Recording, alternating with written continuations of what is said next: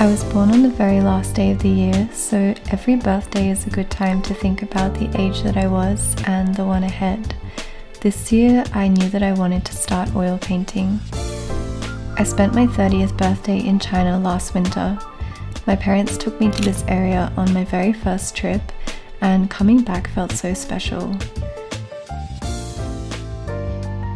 When I was younger here, I took my first photo in these mountains. It was of my sister, who was only 4, and I still remember being so proud of it at the time. On this trip, I wrote a note which said, "Turning 30 today and woke up feeling like each year just gets better." I don't know why there's so much emphasis on turning 30 as though it's the end of something. Everything I'm doing is new and exciting, but it's also more like a return to things that I always loved as a child. I don't feel any pressure to become anything, which I might have felt when I was younger, and have so much peace from spending less time on things that are no longer important to me. Hi, I'm Ling, and I'm turning my apartment into a home art studio. I'd been saying that I wanted to paint for so many years, and at the very end of last year, I decided that it was time to stop saying that and to just start painting. I don't know if there was something about beginning a new decade in life or turning 30, but I suddenly felt really drained by my own way of looking at things. I heard myself saying I'd love to try painting one day for the millionth time, and I suddenly realized that really the only thing stopping me from doing that was myself. So I decided to get some art supplies and work on my very first painting. It's going to be one in a whole collection that's inspired by my Chinese heritage. I finished that piece around 2 months ago, and the most uplifting thing is that everything has only grown since then. It has been framed and someone's asked if they could buy it for their home. I've also learned how to make art prints, and the very first one is on its way right now to the other side of the world, and I honestly can't wait for you to see how they turned out. They look exactly like the original painting, and I also picked quite a thick paper with a bit of texture to it, so they feel really beautiful to hold. I've also been asked to do my very first painting commission, which has been so unexpected, and I'll be ordering the canvas for that this week. I remember when I first started looking into easels, I was taking note of the height, but I didn't think that I'd need anything so big right away, and I'm honestly so excited to create something at such a large scale. So I thought we could spend a few days in my art studio talking about how I've woken up feeling like a painter when only a few weeks ago I was opening the paints for the very first time.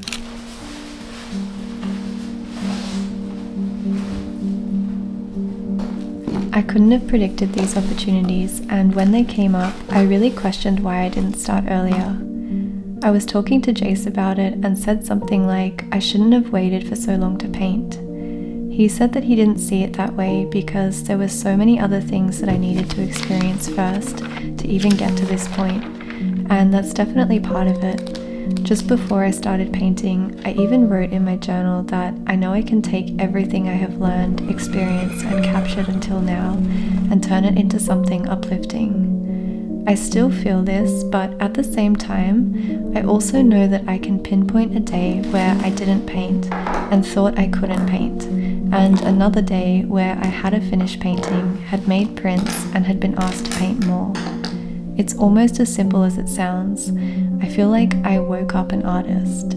It's not that I woke up and was something different, but more like I'd woken up a version of myself that was laying low. So I would love to share the process of starting art, making GICLÉE fine art prints, and organizing commissions. These are all things that could make someone an artist, but for some reason that has always felt slightly unattainable.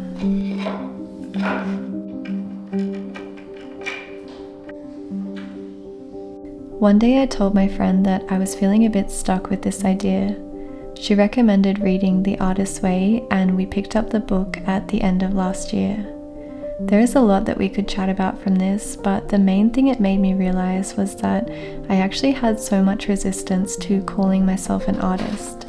The next thing it made me realize was that this feeling is super common, and that actually helped me to start making these videos because it took the pressure off sharing a final painting, which I hadn't even started when I began filming, and I suddenly felt comfortable sharing the process of creating instead. That was easier because I've actually been creating for as long as I can remember. I've had these pencils since I was really young. They're the original sets, and I just replace some of the colours when they run out. I started drawing portraits with these pencils over 10 years ago and began taking on a lot of drawing commissions while I was in uni. One year I did around 50 portrait orders. Unfortunately, I don't have many photos anymore, but they ended up around Australia, in Indonesia and Mongolia.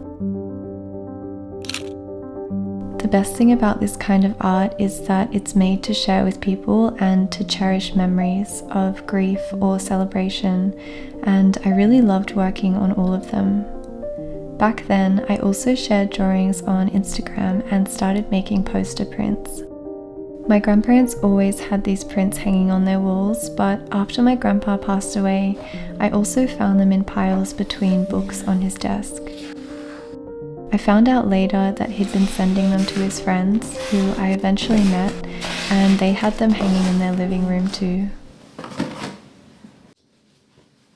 I actually stopped drawing for quite a while after he passed away, but it's a wild thing to realize that while someone can be gone, their support in the past actually continues into the future.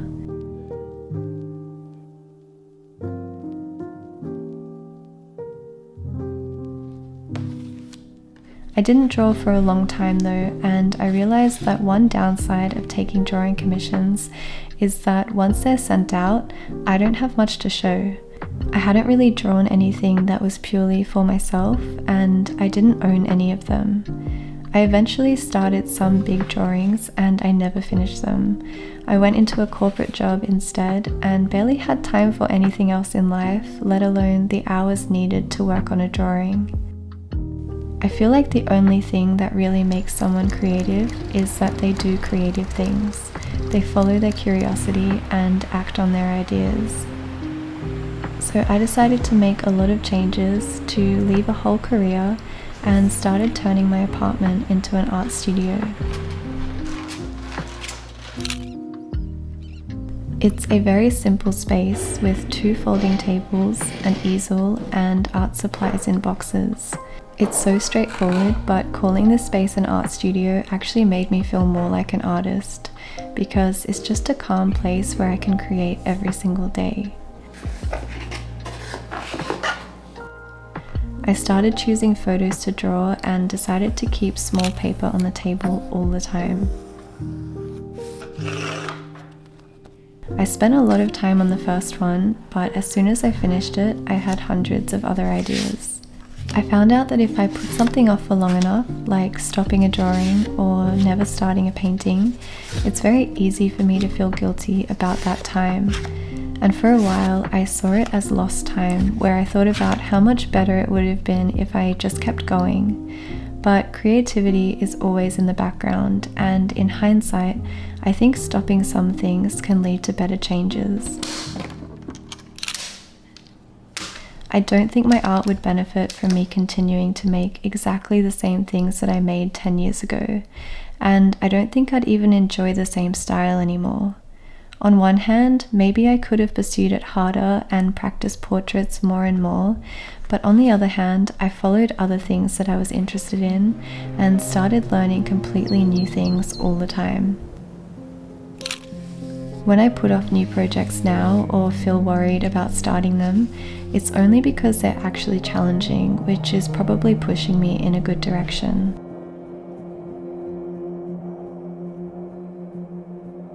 So when I was worried about starting to paint for the very first time, at least I understood why. It's only because it was unknown, but that didn't mean it was unachievable.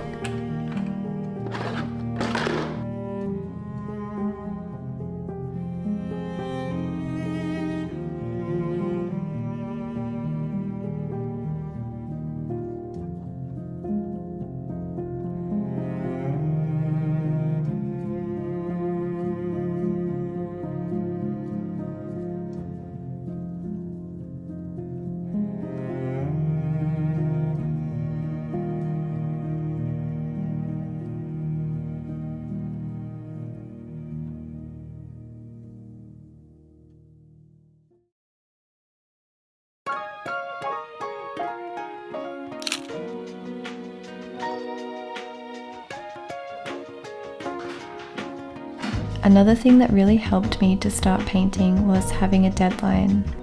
I knew that I wanted this design to be part of a homewares collection that I'm making with my friend Sarah. She lives in London but was planning a trip to Australia earlier in the year, and this really stopped me from saying I'd start it one day, and I just made sure that it was actually done instead. I'm so glad that I finished it in time and we were able to look over everything in the collection together. Oh my gosh, I can't believe! So how did you find painting on the linen? Because you said it was a little difficult.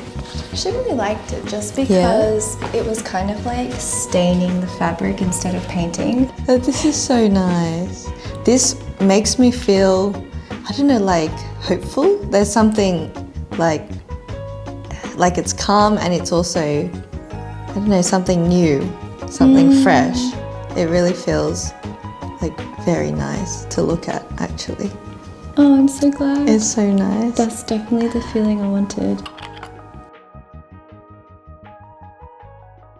So I just photographed this painting that I did of wild irises and the moon, and I decided to call this piece Yuli. It roughly translates into the energy that you have left over, and I hope it captures the inner energy that we have for creative pursuits. I shared the painting on my Instagram stories, and a few people reached out asking if I was selling the original or thinking about making prints, so I started looking into it a little bit more. Jace and I have actually made prints before from photos that we've taken, especially around Australia, Namibia and Botswana. We've done a lot of research into suppliers and framers, and I've really loved how they've turned out. But I do think that printing artworks is a slightly different process, and I had quite a bit to learn to get it organized. So at first I was taking photos of the artwork with my regular DSLR camera, and the resolution was great, but unfortunately I was having trouble matching the colors.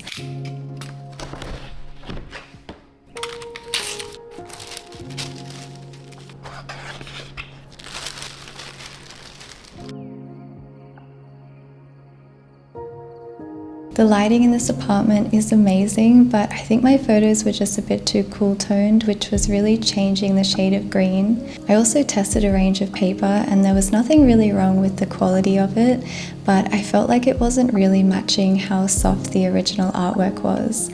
So I decided that I might be better off outsourcing part of this process, and I decided to contact a scanner who could help.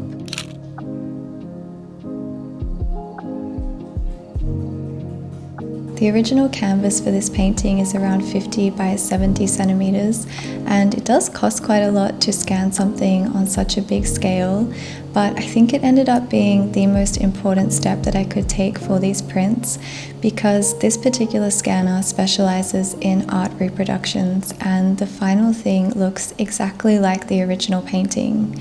They also shoot at such a high resolution that you can zoom in and see every single thread of linen on the original canvas.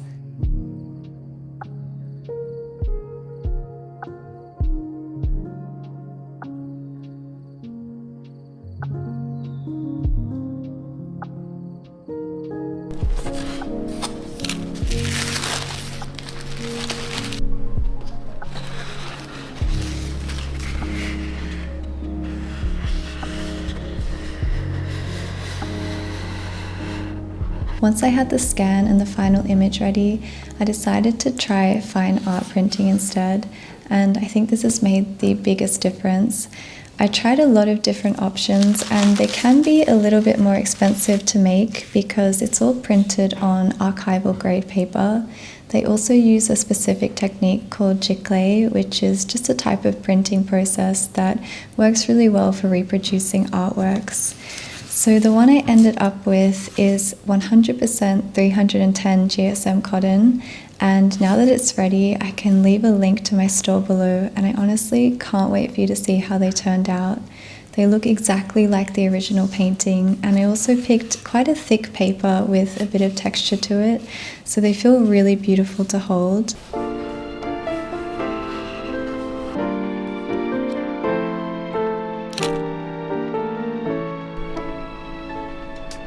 The very first print has already been shipped out and it's on its way to the Netherlands right now. It was sent with a personal note, but I did want to say thank you to Sene, who reached out on Instagram and actually asked if I was still making prints. I had left the process alone for a little while because there were so many things to figure out, but her message really motivated me to get everything organized. And we had some of the nicest conversations, and I just wanted to share one message that she sent. She said, "I hope you'll be able to share more of your art in print over time if that's something you aspire to do. This piece is stunning and I feel incredibly lucky I'll be able to admire it in my apartment soon, so thank you." I just really liked that message because it's so warm and it's definitely the energy that I want to bring to everything that I make. I really get quite drained by conversations that turn everything into a side hustle, which happens with art all the time. I feel like I have so many conversations, especially with acquaintances or colleagues, where I share something I'm passionate about and it immediately becomes how I can turn it into something really productive or profitable, which is great if you want to have a conversation about scaling a business, but it can be a little bit tiring if you're just sharing things that you simply love doing, and if that isn't really the priority. I like that she's basically saying, I hope you enjoyed the process of doing something, and that if you did enjoy it, that you get to do more of it as well. And I think that's just the simplest and most uplifting thing that you can say to someone starting something creative. I was talking to Jace about it recently because he mentioned that I never said I wanted to sell my artworks and I really just wanted to try painting, which is definitely true. The only things we really talked about were things we were inspired by and things that I wanted to learn this year. So it was only really when people reached out wanting prints that he really helped me to get the business side of it more organized. I think it's nice to know that even though that wasn't the focus, we've been able to create it recently, and now we can share some of these artworks with anyone that resonates with them. It's still a really strange feeling to finally do something after putting it off for a long time, and then to wonder what was really stopping you in the first place. Since I finished the first painting, I started so many more. It's like I confirmed that it was possible to paint something and suddenly wanted to paint everything. I pulled out my favorite photos and started mapping them on the canvas.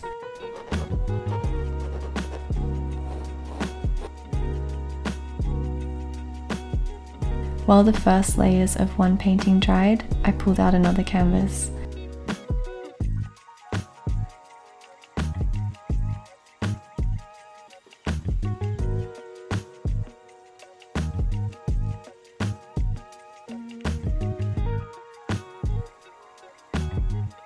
I had about 4 different paintings started when someone reached out and asked if I had anything finished for sale.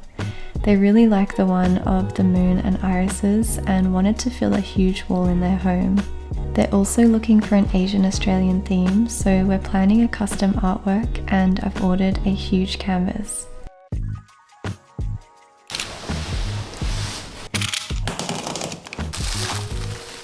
So the canvas arrived today and it is so tall. I remember when I first started looking into easels, I was taking note of the height, but I didn't think that I'd need anything so big right away, and I'm honestly so excited to create something at such a large scale. The other thing is that materials for oil painting can really add up at this size. I'm painting on a natural primed linen, which I think is worth it because I love the texture and I really want it to be part of the artwork. But obviously at this size it has turned into a lot of fabric.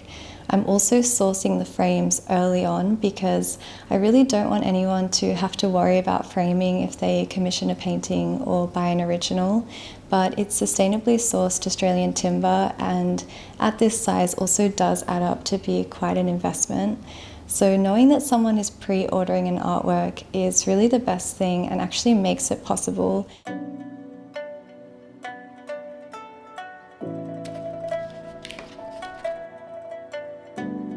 I'm working on completely different types of commissions now, from drawings to paintings.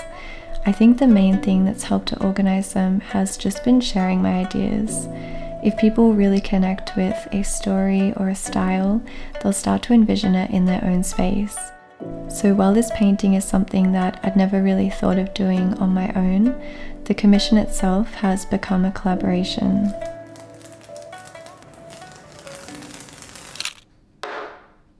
I got the kindest delivery confirmation which said, "I just wanted to let you know the print arrived safe and sound. The quality is fantastic and the colours are more vibrant than I could have imagined. I'm so excited to give it a place in our home. I'll have it custom framed and will send you a photo as soon as I've put it up. Thank you so much again for creating this beautiful piece that, to me personally, radiates strength but also tranquility in perfect balance. I'm incredibly grateful to have one of your works in my home, and I look forward to experiencing more of your creative journey and development."